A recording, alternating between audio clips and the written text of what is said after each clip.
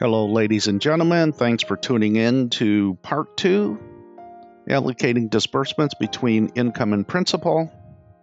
This is Vito Lanuti. Here in this slide is a review of the code sections that are applicable in this situation. We've seen this slide a couple of times, so we're going to just skip right through that. Same way with this slide, just to remind you that this discussion is only applying when the income and principal interests are different with vested beneficiaries. And we've had this discussion several times and focused on this in the video choosing between the standard and complex module and TAP. So if you haven't watched that video, you can select that and get a more detailed discussion on this slide. All right, so here's the structure under the Uniform Income and Principal Statutes regarding disbursements. We have disbursements that are 100% income, 100% principal, items that start out as an equal allocation between principal and income, and then some rules related to allocation of taxes. Here's a list of our 100% items that are allocated to income.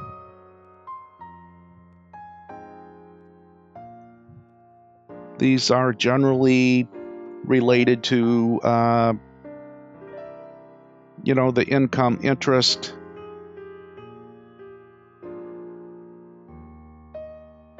All right, let's start this slide over.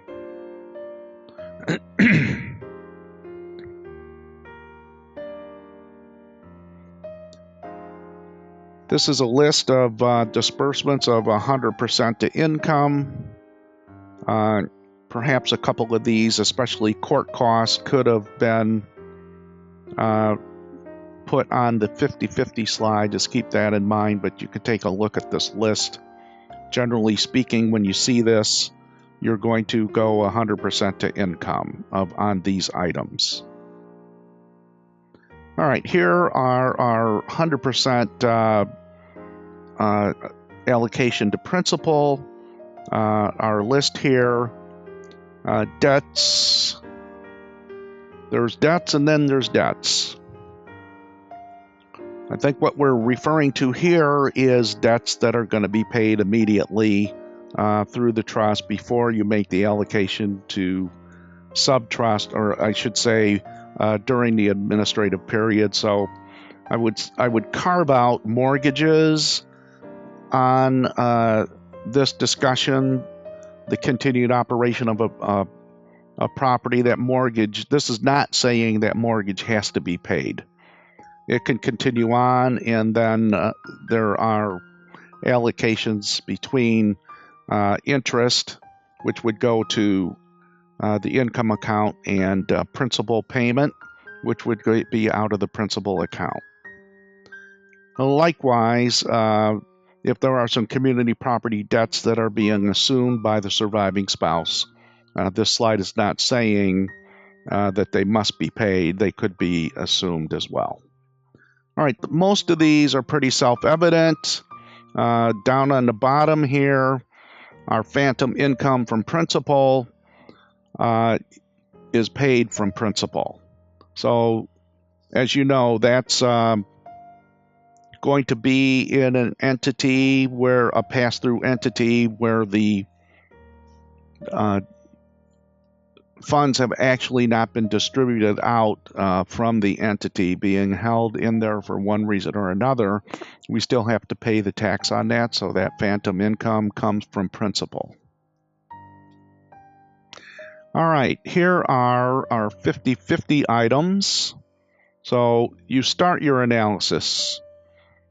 Trustee fees, 50-50, etc.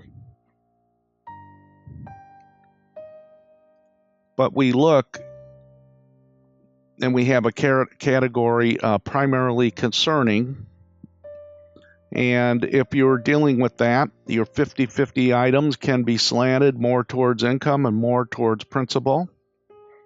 This is a facts and circumstance situation that you're going to have to exercise your professional judgment on. For instance, if we were doing an eviction, even though that's attorney fees, it starts out as a 50-50 analysis. That is primarily concerning the income interest, in my mind at least. You would have all of those fees allocated to the income account. Likewise, if you were trying to determine title to a piece of property, either, perhaps even through a Hegstad petition, because you're trying to get title to that principal item. The property itself is a principal item,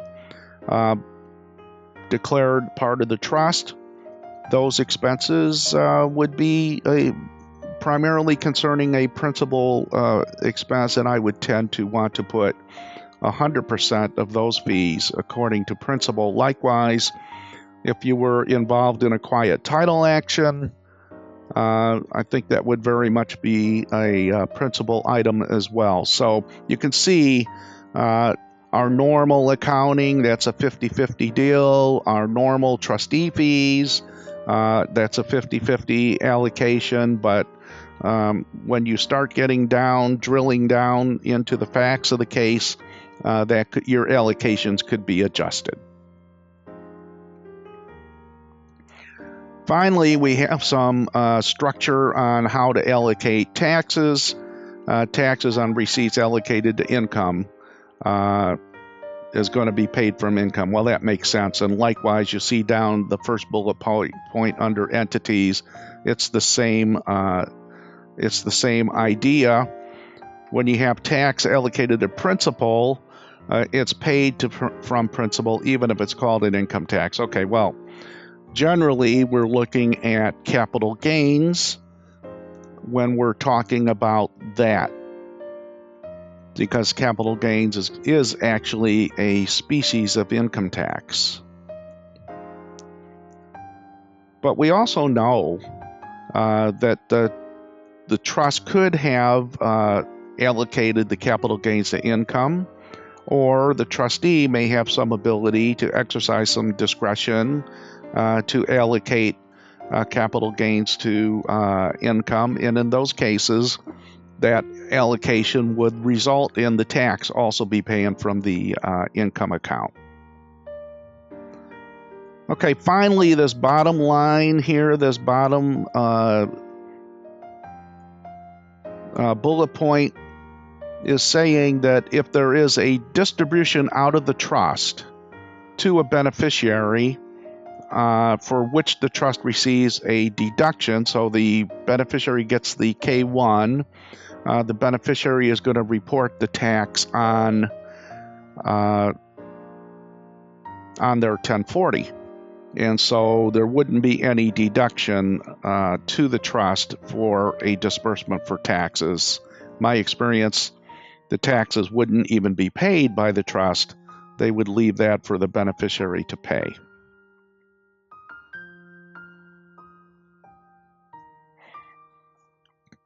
All right, I'm going to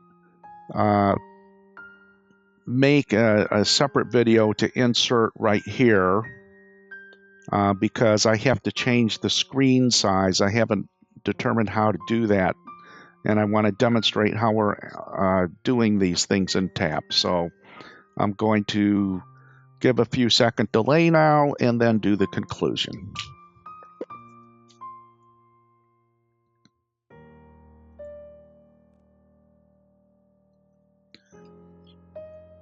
That will wrap it up for our discussion on disbursements between income and principal. I hope this alerts you to the issues that you're facing, and you find that these instructional videos are a help in using the program and also making your professional judgments. Thank you very much for listening, and have a great day.